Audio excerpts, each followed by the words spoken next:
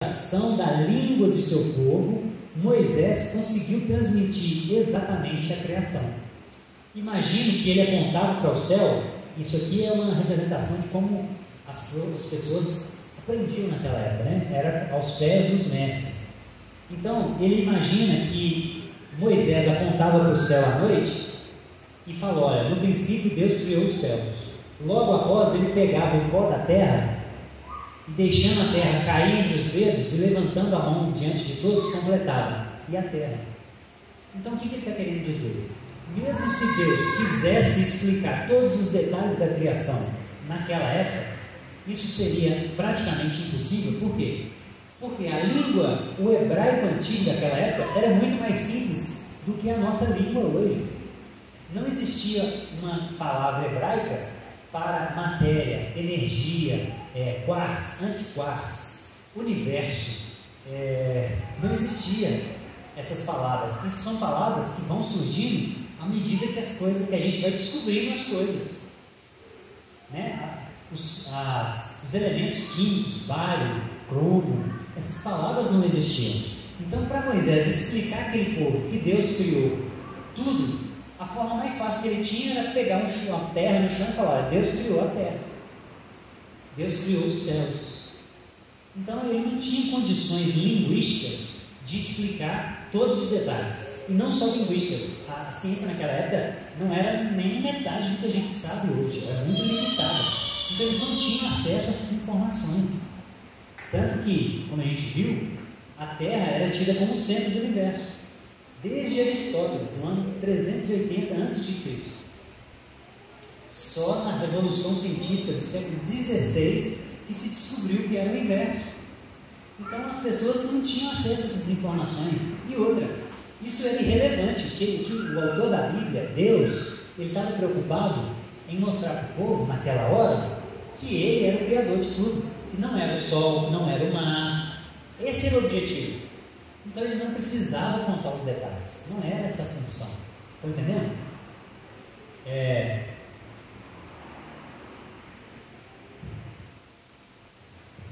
Um outro detalhe interessante que se descobriu é o formato da aliança. É mais uma forma de entender o Gênesis através do contexto da sua época. Olha só que interessante. Os hititas, que era o povo que viveu junto com os hebreus lá, a Bíblia cita muito os hititas, eles descobriram por escavações arqueológicas que eles tinham alguma forma de organizar a sociedade deles.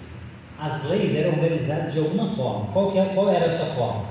Eles tinham 5 elementos. Tinham um soberano, tinha um rei, tinham súditos, que eram súditos desse rei, tinha uma terra que era onde eles moravam, tinham leis que ordenavam o que aquele povo poderia ou não deveria fazer, e tinha um sinal de aliança.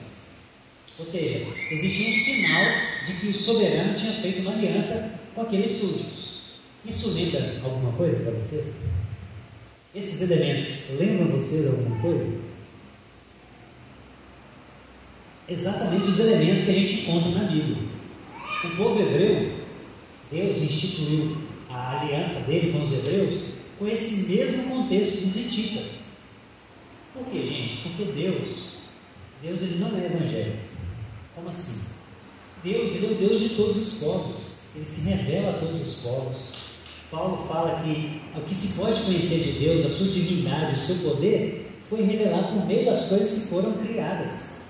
Então Deus, ele se revela a todos os povos. Por isso que já existia um sacerdote em Salém muito antes do povo ser criado, porque Deus é Deus. Ele fala com quem ele quiser, no momento em que ele quiser. Ele não está restrito a nós como cristãos.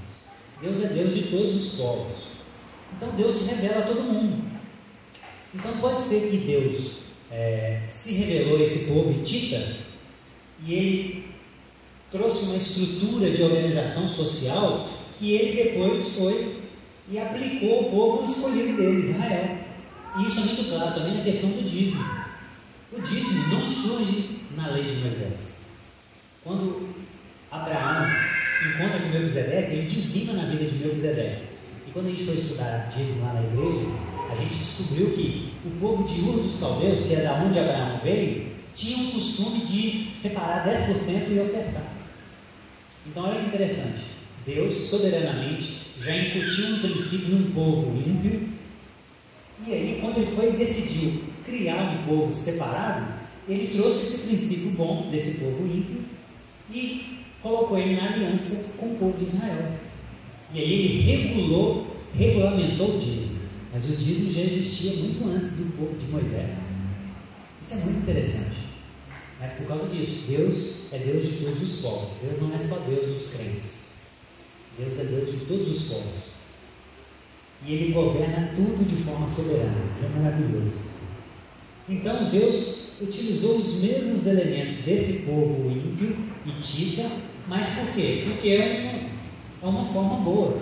Tudo que é bom foi Deus que criou. Satanás ele apenas desvirtua as coisas boas que Deus criou.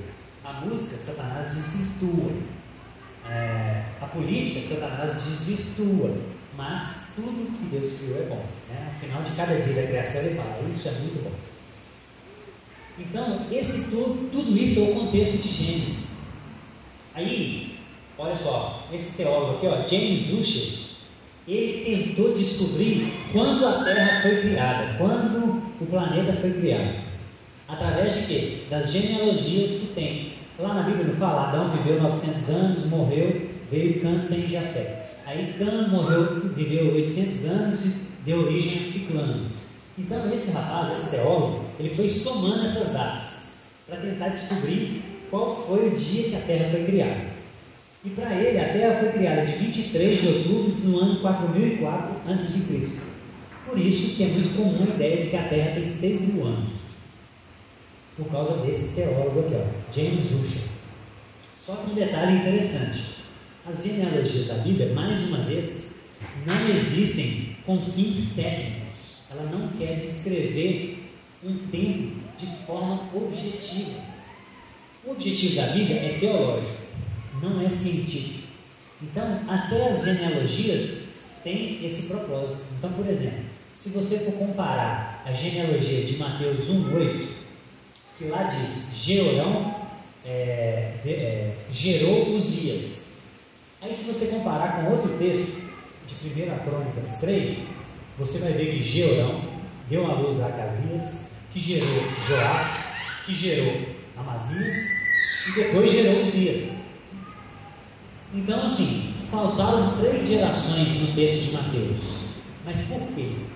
Por causa de um objetivo teológico de Mateus. Mateus não tinha o objetivo de descrever todas as pessoas absolutamente que vieram de Adão até Jesus.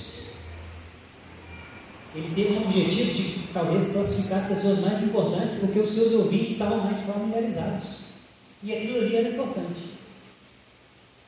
Então, se alguém falar, se alguém for contar uma história e dizer que o seu avô te criou, não é um erro. A questão é, talvez ele quer simplificar as coisas para o ouvinte. Ele quer resumir o assunto para o ouvinte. Então ele diz que seu avô criou você e que você criou o seu neto para trazer só 3 nomes, por exemplo. E isso é algo muito, muito encontrado na literatura judaica. Essas formas numéricas são muito comuns na literatura judaica. E até se você olhar a genealogia de Mateus, ele divide em grupos de 14. São 14 gerações de Adão até uma pessoa lá que eu não lembro, 14, até Noé, eu acho. 14 gerações de Noé até o exílio, 14 gerações. Então essa numerologia era muito importante para o povo de Israel. Então essa é uma forma deles contarem história. Uma outra forma deles contarem história é fazendo digressões. Então quando tem um texto narrando uma coisa, por exemplo, Abraão gerou Isaac, Isaac gerou Jacó, e Jacó gerou José. Aí depois ele volta na história de Jacó. Essa digressão é muito comum também nos relatos bíblicos. Não quer dizer que ele perdeu a sequência cronológica. Quer dizer que eles contam histórias de forma diferente. A gente é muito cartesiano, né? A nossa cultura é muito cartesiana, analítica.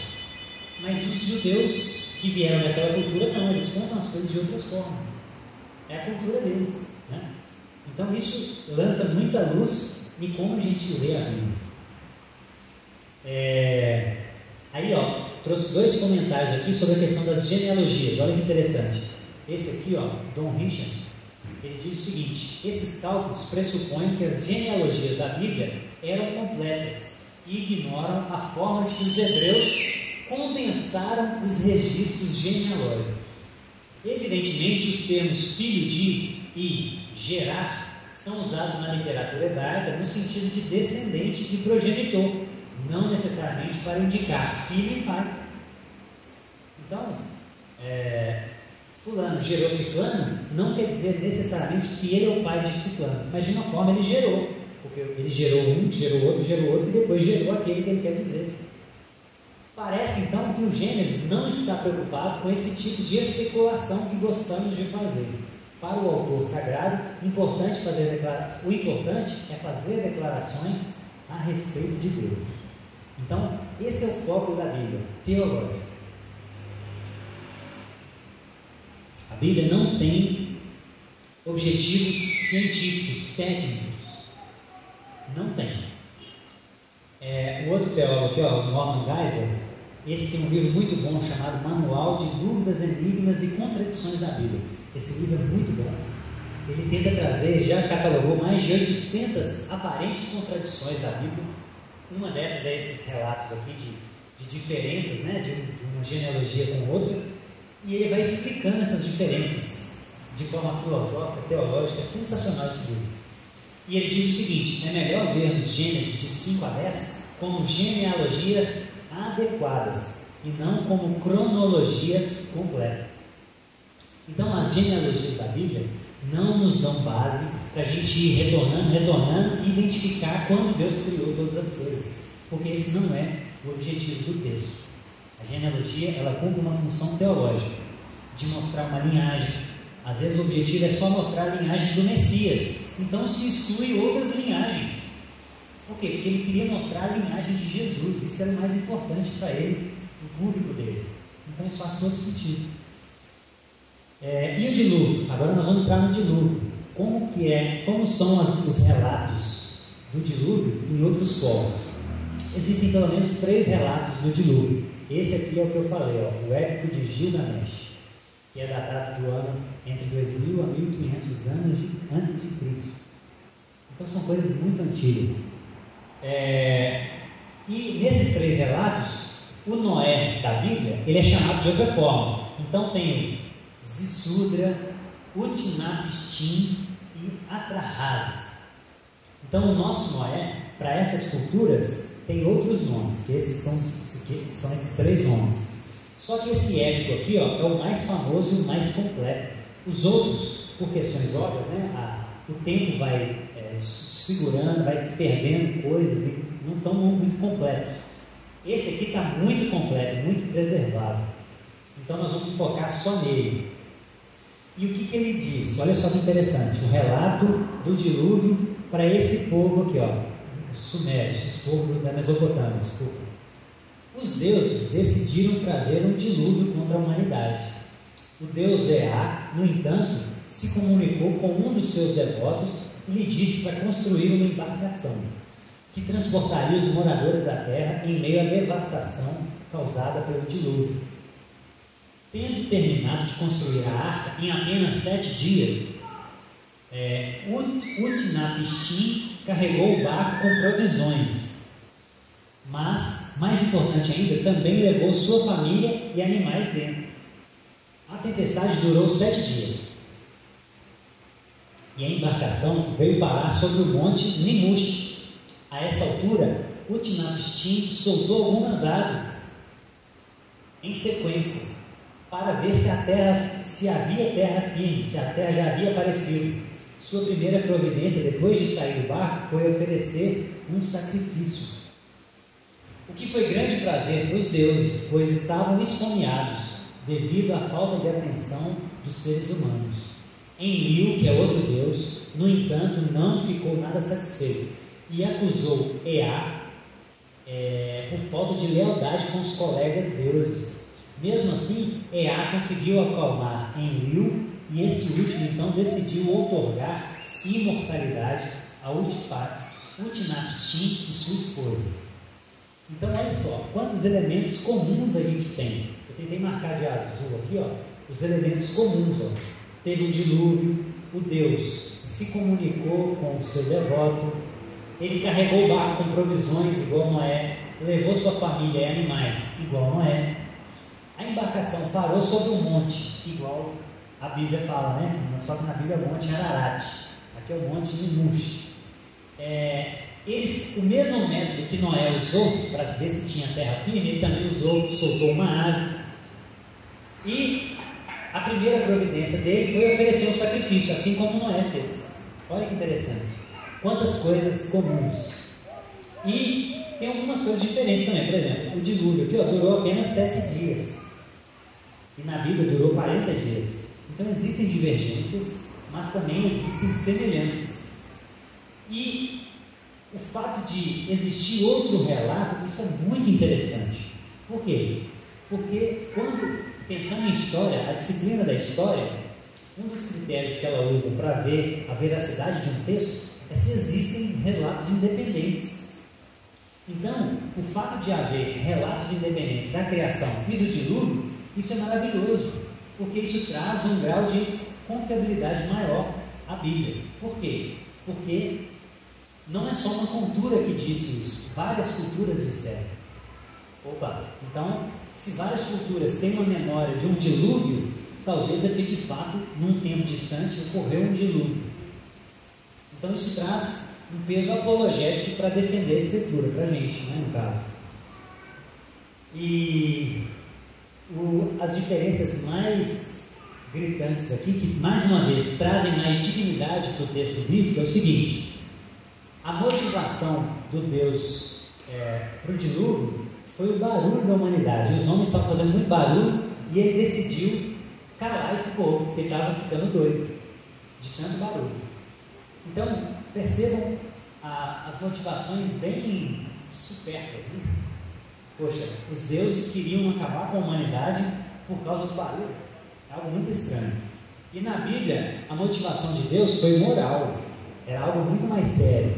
Os homens se corromperam e Deus tinha em mente uma ideia. Ele queria criar um povo santo para dar origem ao Messias, e ele precisava purificar esse povo. Então a motivação é moral, é muito mais elevada. A escolha do herói do dilúvio foi sem o consentimento dos outros deuses. E aquele deus Ea comunicou com o seu devoto sem falar para os outros deuses.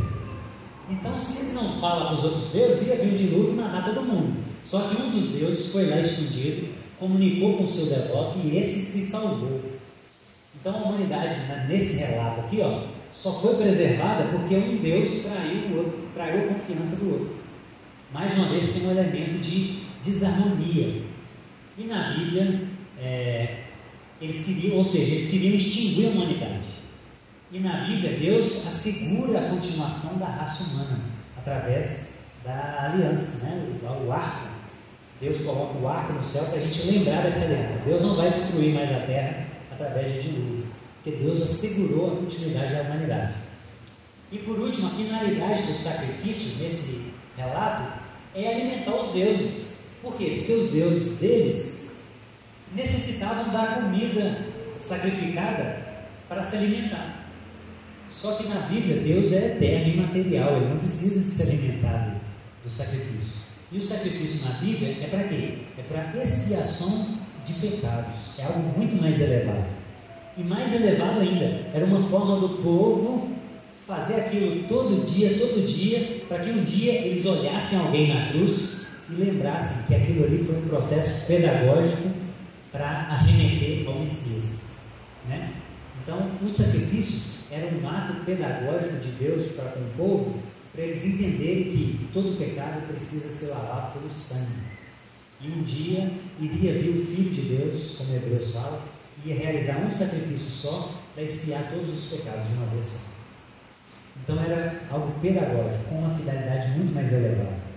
Então, gente, quando a gente compara o relato bíblico com os relatos concorrentes, vamos dizer assim, a Bíblia ela é muito mais coerente, ela traz um nível de moralidade muito mais elevado. É interessantíssimo isso, é fenomenal. Aí vem essa pergunta, né? Se o épico de Gilgamesh ou aqueles outros relatos são muito mais antigos do que a Bíblia, será que a Bíblia é uma cópia? Essa é a acusação dos críticos. Os críticos acusam a Bíblia de cópia por causa disso, porque ela é mais recente. Se ela é mais recente, logicamente ela copiou desses outros relatos. Só que na história, a antiguidade é apenas um dos critérios para analisar a confiabilidade histórica de um texto. Existem outros critérios também, como contradição interna, como a quantidade de manuscritos disponíveis, como o caráter dos autores. Tem vários outros testes para ver a confiabilidade de um texto, não é só antiguidade. E tem a questão também da contradição externa, se o texto contradiz outros relatos de outras fontes, né? Então são vários testes. E aí, o Tramper, nesse livro, ele propõe uma outra possibilidade de analisar essa situação. Então, por exemplo, pensa aqui comigo, ó. Aqui é Noé. Noé teve 3 filhos, Cã, Sem e Jafé. E esses filhos foram tendo filhos até chegar em algumas linhagens. Abraão, o povo de Israel, ou seja, o povo de Israel veio da linhagem de Sem, por isso eles são semitas. Outros povos vieram, aqui ó, Nimrod, vieram de Cã. Aqui é Jafé. Outros povos, ó, os heteus, os jebuseus, os amorreus, aqueles povos que Israel teve que tirar na época da posse da terra, vieram, ó, os gregos vieram de Jafé. São jafitas. Camitas, jafitas e semitas. São 3 divisões grandes. Então pensa comigo. Se, assim como os filhos de Adão, um adorava a Deus e o outro não, até que um matou o outro, né? Os filhos de Noé não foi diferente. Provavelmente, alguns aqui continuaram seguindo a Deus e outros desbandaram para o politeísmo, para outras religiões. Então, a história da criação, a história do dilúvio, ela foi sendo contada de pai para filho, porque assim que era contavam as coisas, assim que era transmitida a informação, via oral. Então o pai ia contando para o filho, filho para o filho, filho para o filho, e assim sucessivamente. Só que alguns seguiam a Deus e outros não seguiam a Deus. Então o mesmo relato da criação, em algum momento, por aqueles que não serviam a Deus, foi se desconfigurando. Por isso que há essas divergências. Agora, o relato original foi sendo preservado por aqueles que adoravam a Deus. Então, em algum momento da história, esses que não adoravam a Deus registraram isso, já na forma corrompida. E foi muito antes daqueles que registraram o relato original. Então, o fato de Moisés ter escrito aqui o relato original não significa que ele é uma cópia. Significa que ele escreveu depois o relato original, o relato verdadeiro. Mas em algum momento antes dele, algumas pessoas que não adoraram a Deus, que descambaram para o politeísmo, para outras religiões, escreveram antes. É só isso, é simplesmente isso. Não há uma necessidade de que a Bíblia copiou os outros. Essa explicação é muito mais plausível, ou é tão plausível quanto, no mínimo. Não significa que Moisés copiou as outras culturas. Significa que Moisés registrou depois que outras culturas registraram antes, só que de forma já distorcida, por causa da idolatria deles. Entenderam a diferença? A explicação dessa diferença? Então, se você se deparar com alguém, isso é muito comum na internet, né? A Bíblia é uma cópia de outras religiões. Existe uma forma de entender a história de forma diferente. Não significa que ela é uma cópia. apenas significa que Deus decidiu revelar a verdade muitos anos depois do que algumas pessoas escreveram o relato falso. Simplesmente isso. Entendeu? Lá, os outros testes que eu falei, o número de manuscritos, a coerência interna, se tem contradições, a coerência externa, né, se contradiz outras fontes, o grau de precisão das cópias é importante também, e o caráter dos autores. E aí, pensando nesse teste aqui, coerência externa, como a Bíblia se sai? Então, se a gente for comparar, a ciência é uma forma de conhecimento que procura entender como a criação funciona, não é isso? Não é isso que é a ciência? A ciência não busca descobrir como as coisas funcionam, quais são as leis que regem o universo, quais são as leis que regem os materiais, os elementos químicos. Então a ciência, ela existe para descobrir como as coisas funcionam. Então ela tem uma história de como surgiu todas as coisas. Ela tem uma forma de contar a história. E se a gente comparar a Bíblia com essa história, como que a Bíblia se sai? É totalmente diferente? Ou existem semelhanças muito interessantes? Olha só que legal. Eu tentei colocar aqui num quadro, Aqui é uma linha do tempo, tá?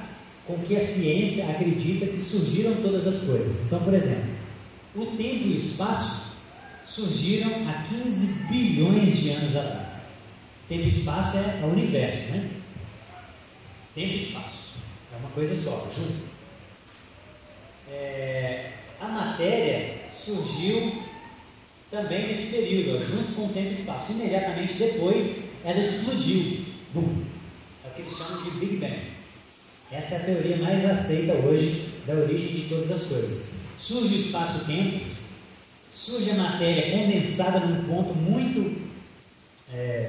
surge a matéria condensada em um ponto muito comprimido. Em algum momento esse ponto explode e o universo começa a se expandir. Essa é a origem do universo, chamado de Big Bang. Aí ocorre a separação da matéria clara e escura. Aí surgem as galáxias. Depois que isso se expande, as moléculas vão se agrupando, vão formando matéria, moléculas. Essas moléculas vão se agrupando, vão formando coisas mais densas e vão formando as galáxias. E aí depois surgem os planetas. Eles vão ficando num formato específico. Vai agrupando matéria, surgem os planetas, que começaram a surgir há 4,5 bilhões de anos atrás. E aí, dentro desses planetas, no caso do planeta Terra, começam a surgir erupções vulcânicas, expelindo gases. E esses gases vão se juntando e se formando água. E aí, essa água começa a condensar e cai, forma as tempestades. Aí vai formando mares, lagoas. Aí surge a água. E isso também, esses gases que vão sendo expelidos, vai formando a atmosfera para impedir a entrada de raios prejudiciais. E aí, 50 milhões de anos depois, começam a surgir os oceanos. Essa água foi condensando e foi enchendo os mares. E as placas tectônicas começam a se movimentar e começam a separar esse grande continente chamado de Pangeia. E aí vão se formando os grandes picos, né, as grandes elevações. E aí surgem os vegetais, porque já não entra mais radiação prejudicial.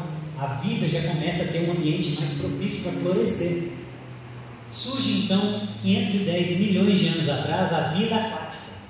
Para a ciência, a vida surgiu na água.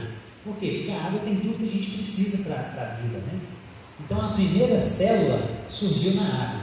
Primeira célula. E ela foi se multiplicando, foi se tornando um pouco mais complexa, foi dando origem a outras moléculas mais complexas, a bactérias, a vírus.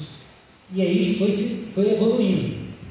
E então, 230 milhões de anos atrás, começam a surgir os animais terrestres. Esses animais que surgiram na água começam a se evoluir, começam a se adaptar e saem da água. E começam a virar os animais terrestres. E aí, 4 milhões de anos atrás, surgem os mamíferos mais parecidos com a gente, o que eles chamam de ancestrais comuns, australopitecos, os hominídeos, né, de uma forma geral. E aí, 1,8 bilhões de anos atrás, surge um mamífero mais próximo da gente ainda, que é o Neandertal. Não sei se é o de Neandertal, desculpa, mas o Neandertal é mais próximo. Mas um desses hominídeos que eles chamam de o ancestral comum, enfim. E aí, segundo eles, o homem mesmo surge um pouco 20 mil anos atrás, né? O surgimento de civilização, que são aqueles desenhos rupestres que a gente vê nas cavernas. Beleza, essa é a narrativa da ciência. E quando a gente compara o texto bíblico com a ciência, o que a gente encontra? Olha que interessante. E isso está muito claro, está nesse livro aqui, ó, do Delson Gomes. Bom, no princípio Deus cria céus e terra. Só que um detalhe interessante. Quando ele foi ler o texto de Gênesis 1:1, ele percebeu que céus e terra aqui está em minúsculo. E no versículo 10 está em maiúsculo. Abra sua Bíblia aí. Quem tem a versão Almeida, a NVI eu já conferi e não está em maiúsculo, mas a Almeida traz esse original. Gênesis 1:1, olha aí na sua Bíblia. Gênesis 1:1. No princípio criou Deus céus e terra. Está maiúsculo ou minúsculo? Céus e terra. Quem tem uma versão Almeida aí? Essa é Almeida? Quem tem Almeida? Está maiúsculo ou minúsculo? Minúsculo. Agora olha no versículo 10. E chamou Deus a porção seca terra. Está maiúsculo? Então, olha que interessante esse detalhe. O que o Deus fala nesse livro? Que no original, a palavra céu e terra é aquela limitação linguística que ele falou lá atrás. Moisés não tinha palavra para expressar matéria, energia, não existiam essas palavras. Então, é possível enxergar esses céus e terras aqui, e inclusive está no plural. Deus criou céus e não céu. Olha no verso 8: e chamou Deus a extensão céus, e foi à tarde e manhã o segundo dia, e a porção seca ele chamou terra, com T maiúsculo. Então, esses céus e terras aqui no início, céus e terra, não necessariamente é o planeta, mas pode ser a matéria.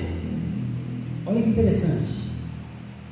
Deus criou matéria, espaço e tempo e matéria. Céus, espaço e tempo, e terra, a matéria, a materialidade.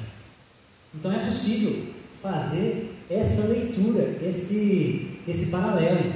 E depois, quando vem a grande explosão, o que surge numa explosão? Luz. E depois, versículo 3, o que Deus cria? A luz. Olha que interessante. E depois que vem a explosão, há uma separação de matéria clara e escura. No quarto dia, o que Deus fez? Separou luz e trevas. Aí, beleza, vão surgindo as galáxias, né? No verso 16, surgem as estrelas. E perceba que existe uma digressão que eu falei. Aquela digressão é presente aqui. O que está no verso 16, pela leitura da ciência, que também pode estar errada, óbvio, né? Porque a ciência é um empreendimento humano e o ser humano é falho, é óbvio. Mas pode ser que não necessariamente ele está no verso 16, mas talvez isso aqui aconteceu cronologicamente no período anterior. É possível. A literatura hebraica escreve dessa forma. Então surgem estrelas, e aqui também surgem galáxias, e aqui surgem planetas. E no verso 10 tem a Terra com T maiúsculo. E ele fala o seguinte: Terra aqui provavelmente está se arremetendo ao planeta Terra. Aqui sim, de fato, ao planeta Terra. E também surge Sol e Lua. E depois, verso 7 diz que Deus separou as águas acima do firmamento. E aqui a ciência diz que as erupções vulcânicas expeliram gases para cima, ou seja, águas acima do firmamento. E depois Deus separou as águas abaixo do firmamento, ou seja, esses gases condensaram e formaram os oceanos, água abaixo do firmamento. Olha que interessante. Depois Deus cria o céu, que é a nossa atmosfera, que é o que a gente precisa para a vida. A nossa atmosfera ela é finamente ajustada, não só a atmosfera, mas o planeta Terra, gente, já se identificaram 120 variáveis em que o planeta precisou estar muito bem ajustado para permitir a vida na Terra. Então, por exemplo, nós temos uma taxa de oxigênio de 21% na atmosfera. Se ela fosse 25%, as coisas entrariam em combustão espontaneamente. Se fosse 18%, a gente não conseguiria respirar. Então Deus, Ele foi organizando a criação para ela se tornar habitável. Então Deus foi expelindo gás, né? Foi criando a atmosfera para depois vir as plantas, para depois vir os animais, para a gente conseguir respirar. Então faz todo sentido esse paralelo. Surgem os mares, né? São os oceanos, e aí as placas tectônicas aqui, ó, começaram a separar a Pangeia, que pode ser entendido como o aparecer porção seca da Escritura. Aparecer porção seca, talvez era tudo água, Deus fez aparecer uma porção seca, que era um grande continente, e que depois essas erupções vulcânicas foram separando nos continentes que a gente conhece hoje. E aí depois surgem os vegetais, que é a primeira vida também na Bíblia, surgem os vegetais. Depois surge vida aquática, e a vida também começa na água, segundo Gênesis. Depois surgem os animais terrestres, depois também na Bíblia vem os animais terrestres, e por último vem o homem. E na Bíblia também o homem é o último. Olha que interessante.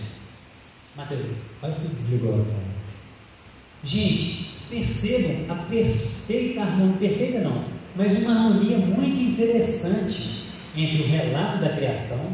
A ordem é muito parecida, a ordem é muito próxima. E aí ele pergunta nesse livro o seguinte: um homem 1500 anos antes de Cristo, sem conhecimento científico nenhum, como que ele foi descrever a criação de uma forma tão parecida com o que a gente sabe hoje, depois de muitos anos de conhecimento? Olha que interessante. Isso para mim é uma evidência de que existe uma inteligência por trás da Bíblia. E essa inteligência é Deus. Se Deus criou as coisas dessa forma aqui, Ele quis revelar elas numa forma muito parecida para o povo naquela época. Por quê? Porque essa foi a ordem que Ele criou. Mas a linguagem, a forma como Ele expressou, tinha um objetivo localizado, tinha um objetivo muito específico. Inclusive, as 10 pragas, gente, não sei se vocês sabem disso, isso é muito interessante. As 10 pragas que Deus manda no Egito, você sabia essa, Mateus?